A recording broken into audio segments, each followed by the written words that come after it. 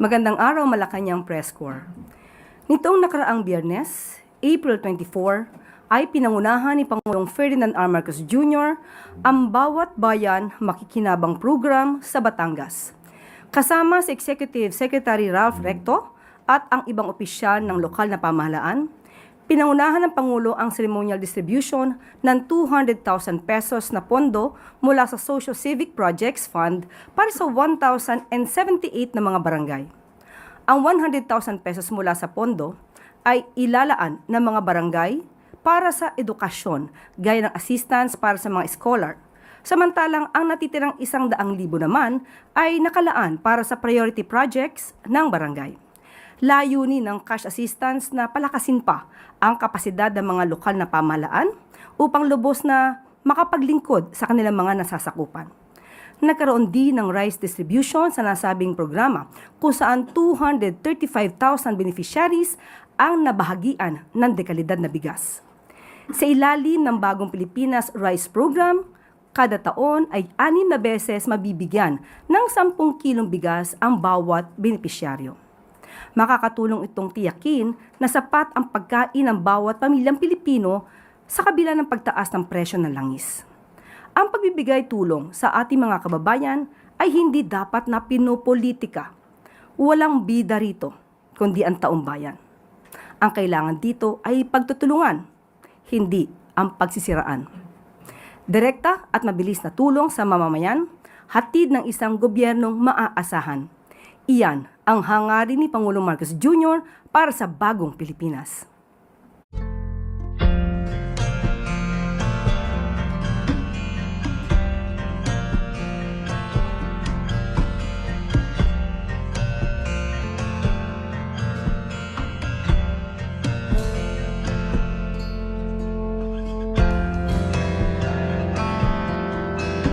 Kaninang umaga ay tumungo si Pangulong Ferdinand R. Marcos Jr. sa Roxas City sa Capiz upang ilapit mismo sa taumbayan ang tulong ng pamahalaan. Batid ng Pangulo na marami pang pamilyang Pilipino ang may hinaharap na pagsubok pagdating sa food security. Dahil dito, hangarin ni Pangulong Marcos Jr. na palakasin pa ang suporta ng national government sa mga lokal na pamahalaan sa tulong ng Local Government Support Fund o LGSF.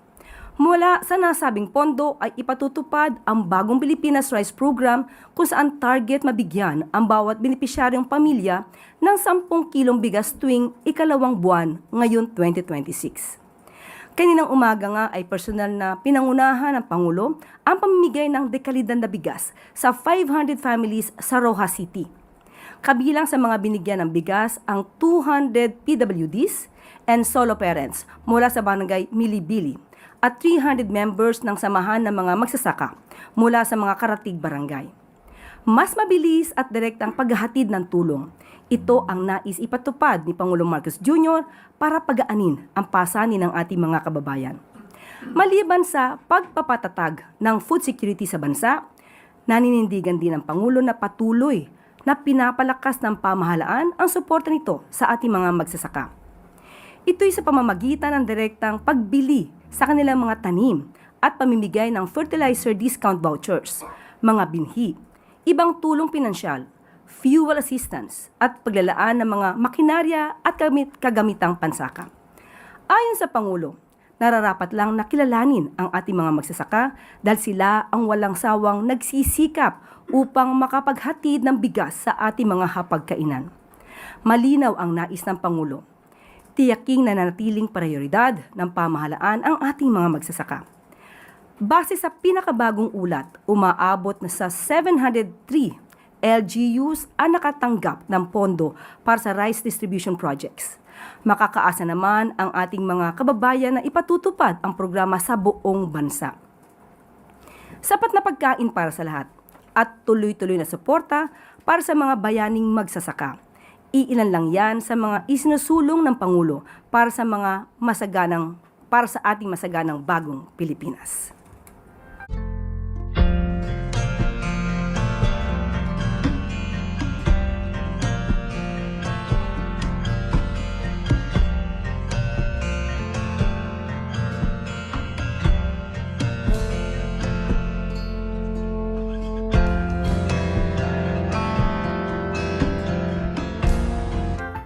At maaari na po akong tumanggap ng inyong mga katanungan. Unang tanong mula kay Tristan Nadalo, Newswatch Plus. Hi, Yusek Claire. Good afternoon po. The public is seeking clarity because it was President Bongbong Marcos who said nahuli na si Zaldico last week. And given po dahil yung mga development over the recent days na parang naiiba po, hindi po, para sa paningin ng iba, hindi nagtutugma yung, let's say, sinasabi po ni Justice Secretary Frederick Vida. Can the palace set the record straight that the president acted on fully verified information at that time or initial reports? Because some observers are saying the announcement may have been premature on Zaldico. Okay. Gusto rin natin liwanagin dahil na maraming nagsasabi na ang Pangulo daw mismo ay nagbigay ng fake news. Unang-una, kung mapapansin niyo po, April 16, unang nag-post ang Pangulo ng kanyang mensahe. Nahuli na si Zaldico. Pag sinabi nating nahuli na si Zaldico, it doesn't necessarily mean that it is an arrest.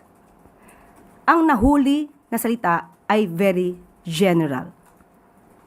So kapag nahuli, pwede nating sabihin na napahinto, na-stop, na-prevent sa pagkilos, at hindi mali ang Pangulo sa kanyang inulat noong April 16. At sinabi pa nga niya dito na we are in close coordination with the Czech government to ensure that all legal processes are followed and to arrange for his return to the Philippines at the soonest possible time. Dahil yun ang nais ng Pangulo. Kaya makikipag-coordinate sa Czech Republic. April 17, nag-post siyang muli.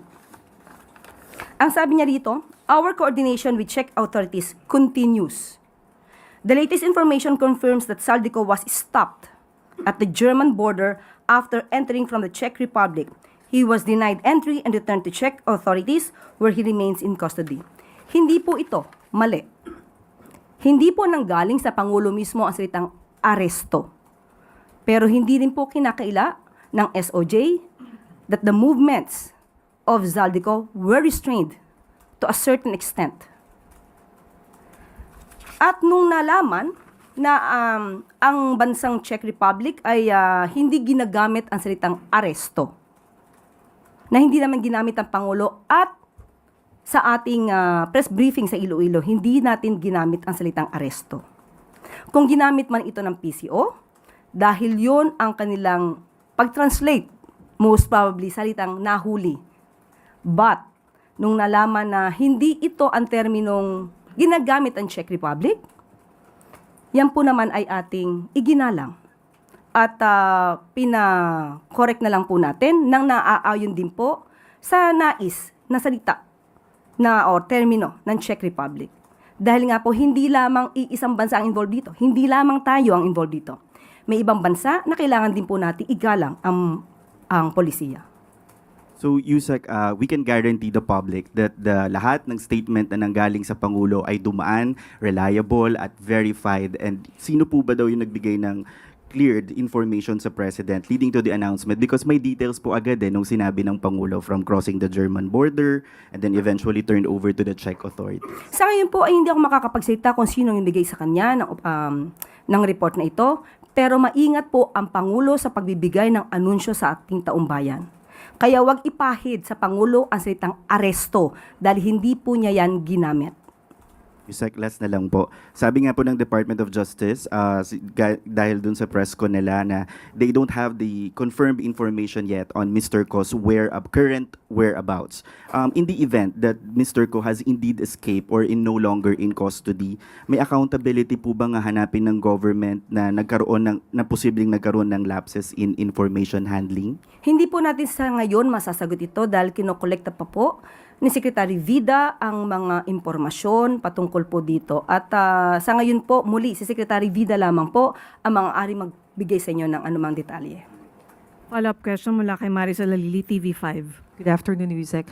Yusek, why is it so crucial? Why is it so important to clarify the difference between nahuli at saka naaresto? Ano po ba yung naaresto? Okay, iba po ang termino po na ginamit ng Czech Republic. Hindi po nila, sa kanila po ay hindi po dapat magamit ang salitang aresto sa kanilang bansa. Sa atin po kasi, normally, pag sinabing nahuli, naaaring sinasabi, maski na ang mainstream media, na-aresto. Kung may pagkakaiba ba na termino, lihiya, na ginagamit ang bansang Czech Republic at ang Pilipinas, so igagalang po natin yung nais nila dahil ang si Zaldico po ay nakuha nila o nakuha yung kustodiya at the time. Before po lumipad si Secretary Vida papunta sa Czech Republic, what was the instruction of the President to the Secretary? Muli, hindi po tayo privy sa kanila na pag-usapan, pero sa ating nadinig na interview, ang nais lamang po niya ay malaman kung anong estado ni Zaldico doon at ano pa maaaring malaman at magawa para maibalik si Zaldico dito sa Pilipinas. Okay, so ano po yung inaasahan ng Pangulo na iuuwi dito ni Secretary Vida or at least yung konkreto na information na gusto niyang marinig mula kay Secretary Vida? Hindi po tayo makakapagbigay dahil kinakailangan po rin nating igalang ang confidentiality at yan po ang nais ng Czech Republic. So, abangan na lang po natin yung susunod na balita mula po kay Secretary Vida. Follow-up question mula kay Ace Romero, Philippine Star.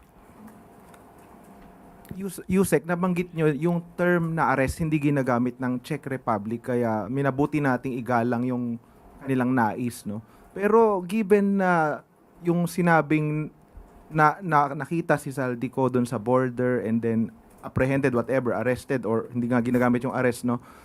Bakit kaya hindi muna natin kino-ordinate sa Czech Republic yung term bago nagkaroon ng ganong announcement sa Pangulo and then it took days before it was corrected kasi kumalat 'di ba sa mainstream media the arrest and it took days before the government corrected given that proactive naman kayo sa pag-check ng misinformation minsan sadya o hindi, no? Bakit it took days before we correct yung arrest na word kaya nagkaroon tuloy ng confusion? Ace, hindi nang galing kay Pangulo yung word na arrested. So walang iko-correct ang Pangulo sa kanyang mensahe. No, the government kasi even the PCO used the word. Yes, nung nalaman ito dahil na-interview si Attorney Polo Martinez, si Attorney Polo Martinez, at sinabi niya technically hindi ginagamit yung salitang arrest. So, pinaalam po agad natin to kay Secretary Dave Gomez. So that's the time na kailangan na ayusin yung mensahe para hindi ma-offend or hindi magsalungat sa nais din ng Czech Republic na mensahe na dapat nating ibigay. Pero given na may mga ulat na rin nagsabing baka wala na rin sa Czech Republic si Zaldico, yung possibility na wala na siya doon, hindi kaya mas maiging inanunsyo, yung anunsyo nangyari muna na nagkaroon na ng kasiguraduhan na talagang may uuwi natin from Czech Republic si Ko bago ngayon sabi ng DOJ mismo baka wala na siya doon. Hindi kaya tama, naging premature nga po yung naging pag-anunsyo. Ano po, ulitin po natin ano ba ang inanunsyo ni Pangulo? Hindi po ba ang inanunsyo ng Pangulo unang-una ay nahuli si Zaldico? Totoo naman. Di po ba? Nasa kustodiya ng Czech Republic si Zaldico. Totoo naman. At ang sabi ng Pangulo, nakikipag-coordinate tayo sa Czech Republic. Totoo naman. So anong premature doon? Walang premature doon. Anong nais ng Pangulo? Madala at mabalik si Zaldico dito sa Pilipinas. Tama. Walang pagbabago doon. Hanggang ngayon, yun ang nais din natin. So, anong premature doon? Walang premature doon. Siyempre, if the President makes an announcement na gano'n, there will be expectations na, finally, nahuli na, and then, pwede na siyang iuwi. Nandun na yung hopes or even expectations from the public na iuwi. But since now, meron ng possibility nga na wala na pala siya sa Czech Republic. So, there comes yung mga, bakit gano'n? Gano'n po yung mga notion eh. Opo. Pero sabi nga natin, sa bawat kilos ni Zaldico at nalaman ng gobyerno, mas magandang ipaalam sa inyo kesa sa iba nyo pa malaman. Kapag ka nalaman namin at hindi namin inanunsyo, sasabihin nyo naman sa amin, ba't hindi inanunsyo? So mas magandang i-anunsyo namin, pero hindi namin sinabi agad na mahuhuli. Kaya nga ang sabi dito, nakikipag-coordinate ang Pilipinas sa Czech Republic. Okay, salamat po. Sunod na tanong mula kay Alvin Baltasar, Radyo Pilipinas. Akala ko hindi ka naman follow. Ana Badjo muna po. Morning, ma'am. Ma'am, balikan ko lang yung ano na po yung nai-report kay Presidente regarding sa status ni Zaldico and anong reaksyon niya, ma'am, dun sa balita na possible na wala na si Zaldi sa Czech Republic kung nakarating na sa kanya yon.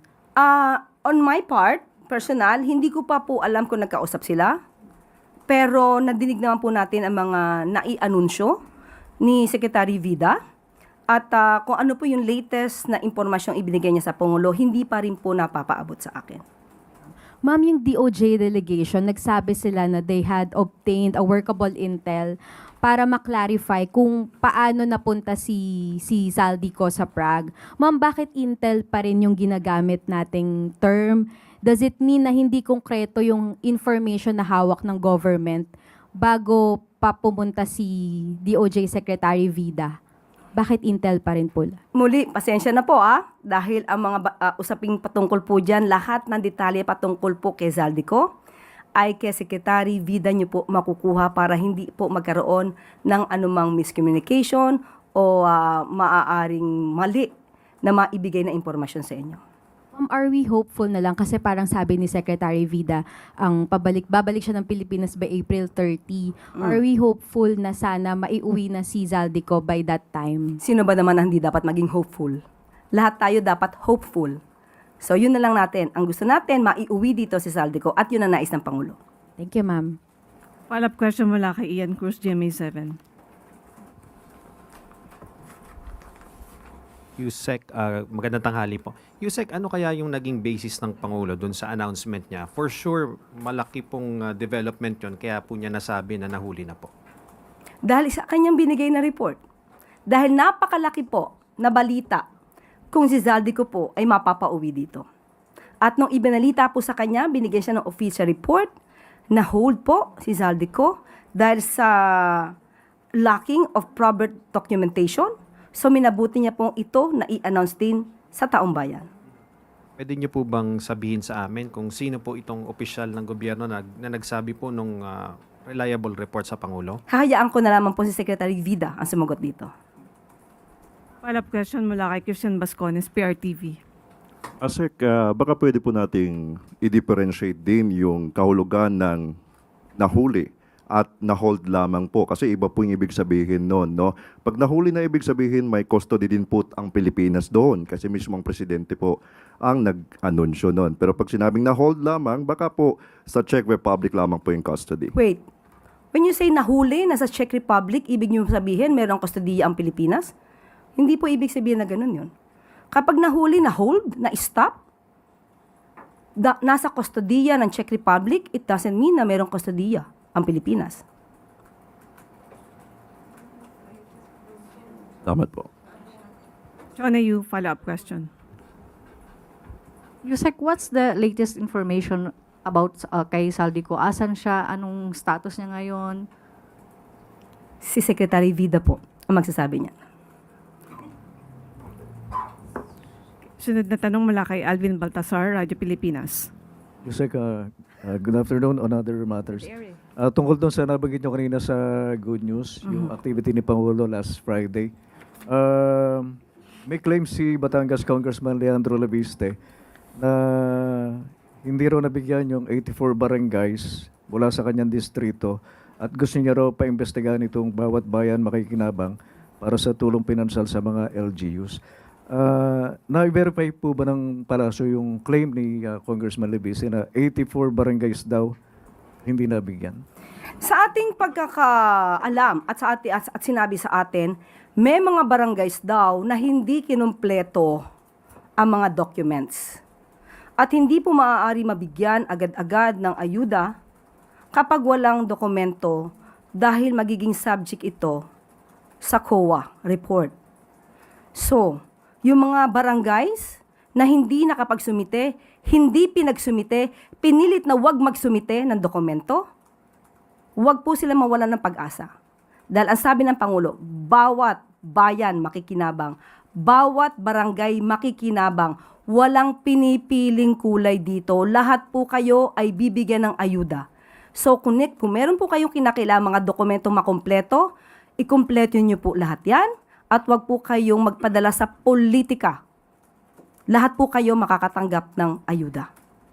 Follow up lang, Yusek. Actually, merong isang nagsalita na barangay chairman, si Fernan Rocafort. Siya rin yung presidente ng Association of Barangay Captains. At ang claim naman ni Rocafort, meron daw pagpigil sa pananakot umano na ginawa si Congressman Leviste. Huwag nang pumunta yung ilang mga barangay captains. Is that true? Okay, nadinig po natin yan, na-news na din po yan sa mainstream. At kung totoo po ito, nakakalungkot po dahil yung mga kababayan natin na dapat na nabibigyan ng ayuda ay napipigil. Kung meron naman ganito mga sitwasyon, hindi po naman kinakailangan laging preskon o resolution. Ang kailangan lamang po ay makipag-usap at magkaayos kung ano ang kulang para po ang taong bayan ang makinabang. Ang sabi ko nga po kanina, ang bida rito ay taong bayan, hindi ang politiko. Maraming salamat po, Yusek. Sunod na tanong mula kay Jervis Manahan, ABS-CBN. Hi, ma'am. 19 people were killed in a military operation in Toboso, Negros Occidental, and the casualties include a UP student leader, Alisa Alano, a community journalist, RJ Ledesma, and 2 Americans. Do you have a comment from the palace po? Well, according to AFP, legitimate military operation na naganap. At ang sabi din ni General Browner, they were armed. So, kung magpapaimbestiga po sila sa Commission on Human Rights, hindi naman po pipigilan kung para malaman ang katotohanan dito. Pero si President Marcos po recently met with the Executive Committee of NTF-ELCAC. Meron po ba siyang marching orders regarding dito sa communism in the Philippines? Dapat labanan ang terorismo, dapat labanan ang komunismo. Yung mga maaari nang gugulo sa ating bayan. So, yun lamang po. Basta dapat po legal ang ginagawa. Thank you, ma'am. Sunod na tanong mula kay Tina Maralit, The Manila Times.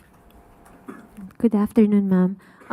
Ma'am, Senator Lacson recently said that some retired officers are planning to grab power amid the controversies involving the President and Vice President. Meron daw pong nangyayaring recruitment within the AFP. Komento po tungkol dito. Matagal na pong balita yan. Matagal na nilang gustong magsagawa ng destabilization laban sa ating Pangulo. Hindi na po yan bago. Has this chatter reached the President po? Ano po ang direktiba niya sa security cluster, particularly the AFP and law enforcement agencies? Hindi, unang-una po, kung ito po ay mapapatunayan dahil si Senator Lacson naman ay hindi natin matatawaran kapag nagsalita ito. Ito'y may resibo. So muli, ang mga investigating bodies natin, hindi na po kayo kailangang utusan. Gawin nyo na pong mag-imbestiga. Salamat po. Sunod na tanong mula kay Glisel Pardilla, PTV. Good afternoon po, Yusek. Yusek, after po ma-reveal itong 6.7 billion pesos na suspicious transactions ni VP Duterte at ng kanyang asawa, Attorney Carpio has filed criminal complaints against officials of BSP, AMLAC, and several members of the Justice House Committee for alleged violation of Anti-Money Laundering Act, Bank Secrecy Law, and Data Privacy Act. Any reaction po, and is Malacanang concerned that filing cases against regulators may create a chilling effect po on institutions performing their functions? Karapatan po ni Numan na magsampa ng kaso. Ang tanong lamang po kung ito'y magpo-prosper. So, hindi na po hawak ng palasyo at ng Pangulo kung anong magiging desisyon ng korte. Ang mga korte po natin, ang mga judges natin, pati justices, ay matatalino. So, alam po nila kung anong dapat na gamiting batas at paano ito madidismiss o magkakaroon ng progress. Sunod na tanong mula kay Rafi Ayeng, Daily Tribune. Good afternoon, Yusek.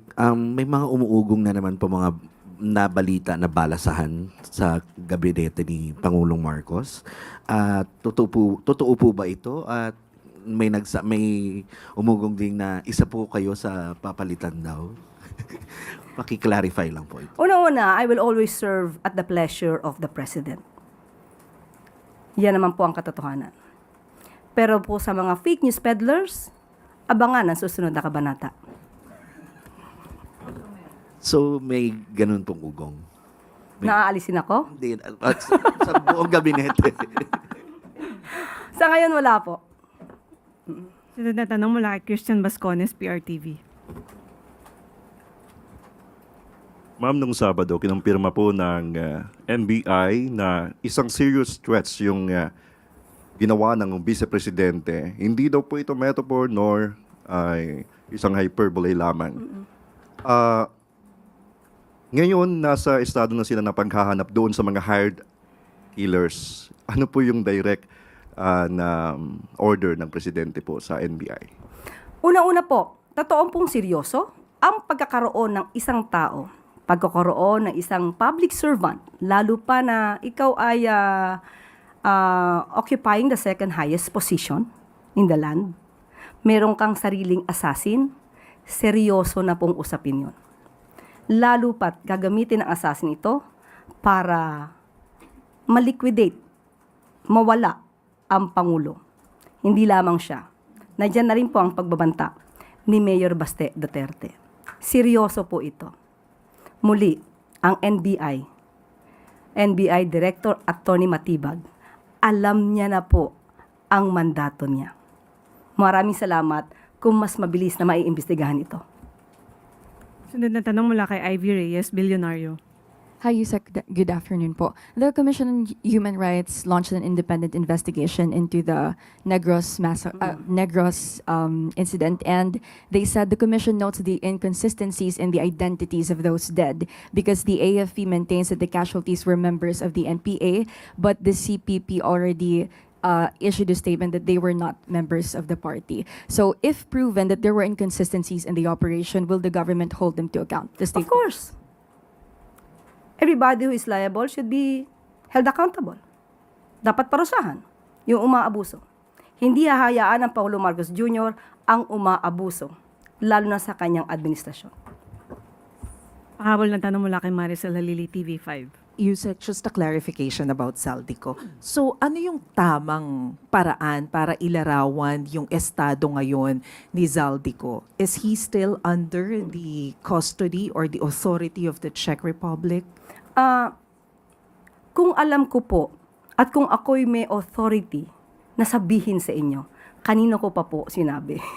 So, tangi po si Secretary Vida, since siya din po ay naghahanap ng mga records, ng mga dapat na isagot, asahan na lang po natin na manggagaling lahat ito kay Secretary Vida. So, does it mean that we still don't have concrete information as to the whereabouts of Zaldico? Hindi ko po masasabi sa ngayon dahil hindi po ako authority.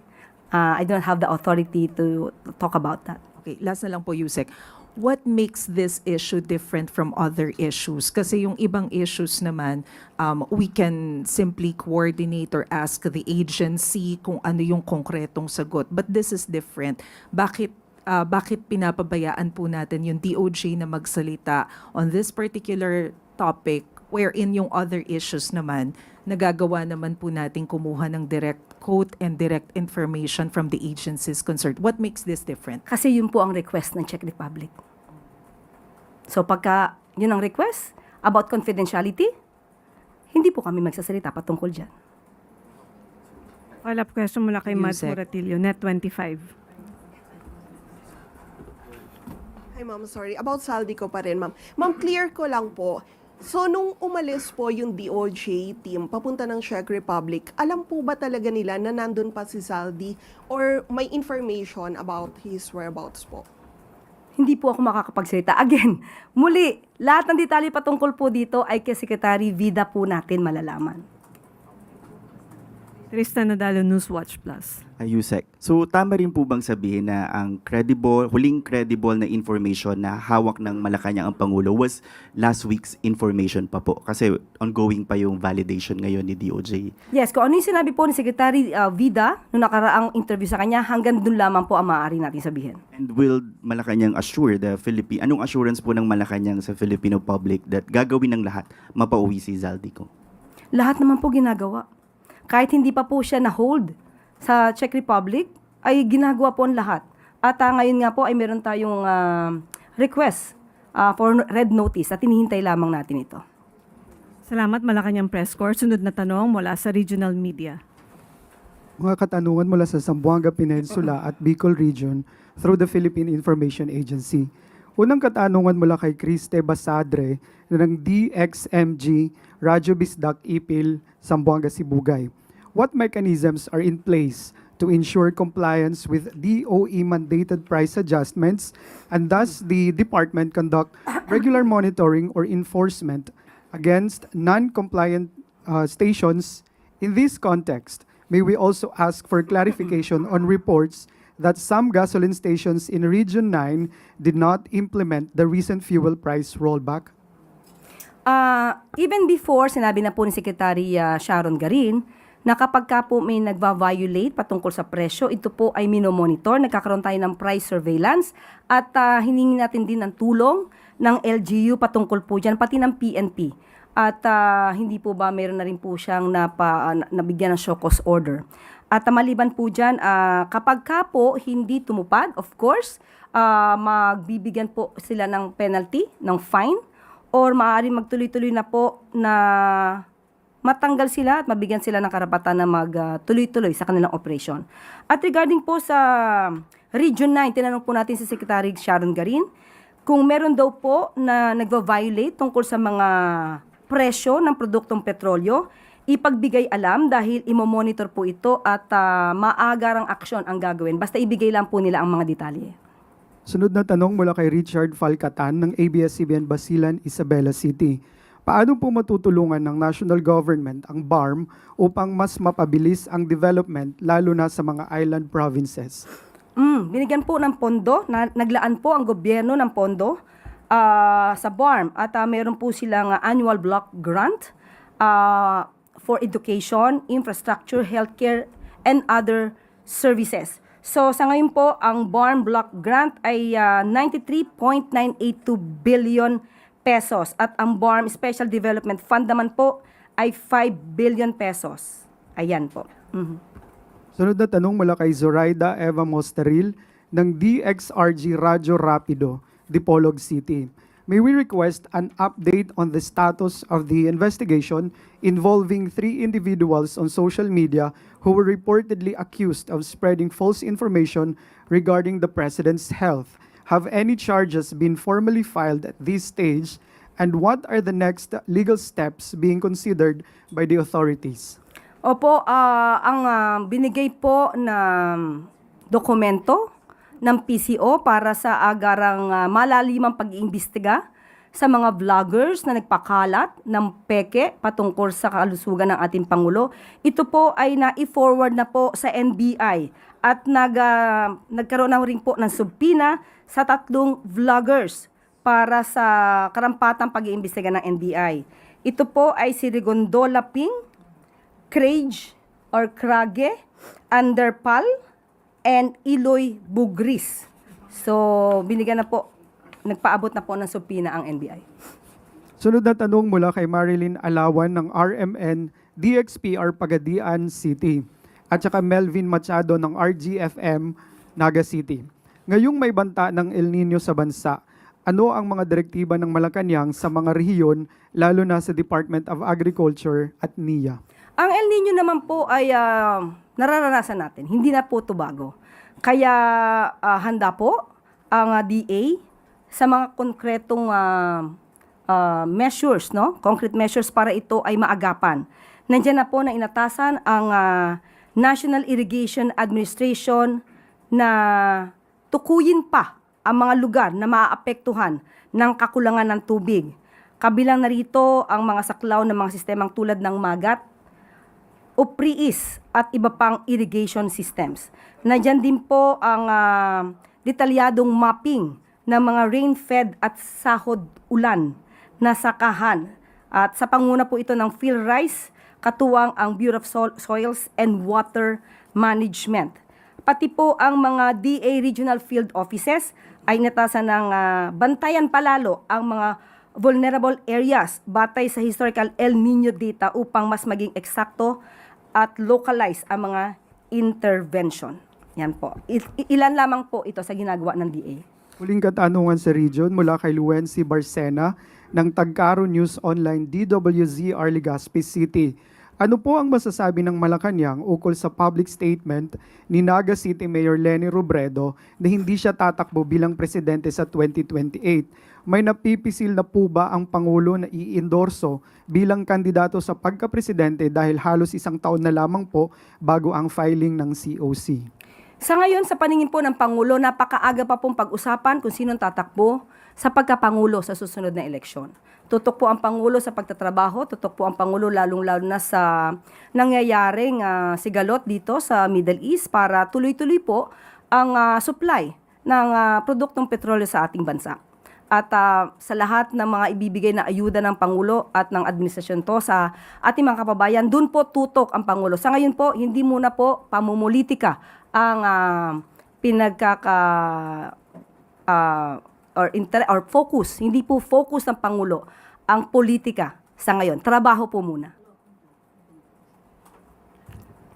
May follow-up question mula kay Chona Yu, DZRJ. Follow up on that, ma'am. May kinakausap na po si Presidente. Hindi ko pa nadidinig. Ma'am, iba lang saldi ko last.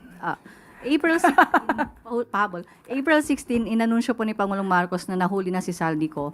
After that, sinabi po ni Secretary John Vic Remulla na 1 to 3 weeks mapapauwi si Zaldico. Are we still on track on that timeline na 1 to 3 weeks mapapauwi si Zaldico? Tanungin niyo po si Secretary John Vic. Hindi po yan salita ng Pangulo. Salamat, MPC. Balik sa'yo, Yusek Claire. At bago tayo magtapos, ngayong araw din ay pinangunahan ni Pangulong Ferdinand R. Marcos Jr. ang mass oath-taking ng 8,009 teachers and school heads mula sa Region 6. Bahagi ito ng pagkilala ng administrasyon sa dunong, sakripisyo at dedikasyon ng ating mga guro sa pagtuturo at paggabay sa mga mag-aaral.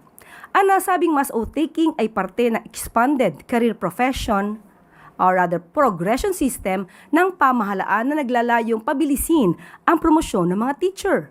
Dahil ang nais ng Pangulo, wala ng guro ang magre-retire bilang Teacher 1. Sa tulong ng ECP system, nasa 79,230 teachers and school heads na ang na-promote as of August 2025. Mahigit 8,500 mga guro ay mula mismo sa Western Visayas. Maliban sa career progression system, isinusulong din ng administrasyon ni Pangulong Marcos Jr. ang kapakanan ng ating mga guro sa pamamagitan ng pagdaragdag ng teaching positions. Mula 2022 hanggang 2025, nagdagdag na ang pamahalaan ng 61,532 teaching positions upang mabawasan ang teaching load ng mga guro at siguruhing natututukan ang bawat bata sa kanilang pag-aaral. Sa school year 2025-2026 ay mayroong 10,000 pesos na teaching allowance bilang dagdag suporta sa ating teachers. May priority access din ang ating mga guro at DepEd personnel sa mga abot kayang pabahay ng pamahalaan. Mas pinapibilis ang aplikasyon ng mga guro at may mga serbisyo gaya ng loan counseling para tulungan silang magkaroon ng sariling bahay. Hinirang at pinasalamatan din ni Pangulong Marcos Jr. ang mga guro para sa kanilang walang sawang pagtaguyod sa kapakanan ng ating mga mag-aaral. Tinitiyak naman ng Pangulo na patuloy ang pagkilos ng pamahalaan upang palakasin ang sektor ng edukasyon sa bansa, lalong-lalo na para sa mga guro na katuwang ng pamahalaan sa paglilingkod sa bayan.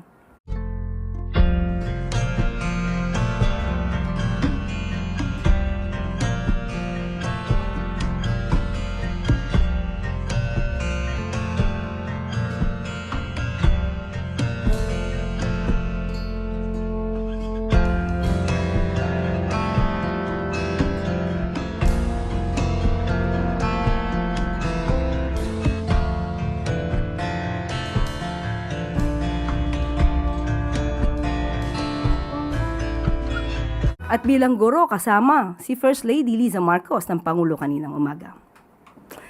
At dyan po nagtatapos ang ating press briefing. Magandang araw para sa bagong Pilipinas.